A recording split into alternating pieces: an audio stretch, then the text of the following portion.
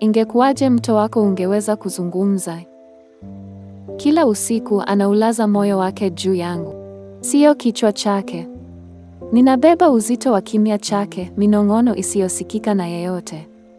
Machozi yake hayadondoki tu, bali yananilowesha. Na anapotetemeka, namkumbatia kwa upendo ambao hakuna mwingine anaweza kumpa.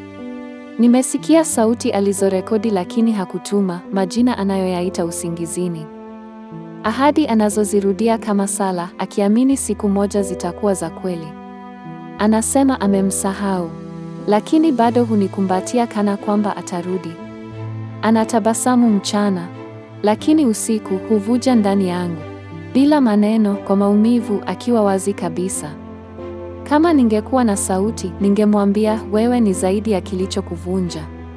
Lakini kwa sasa nitasikiliza tu na kuzihifadhi siri zake salama.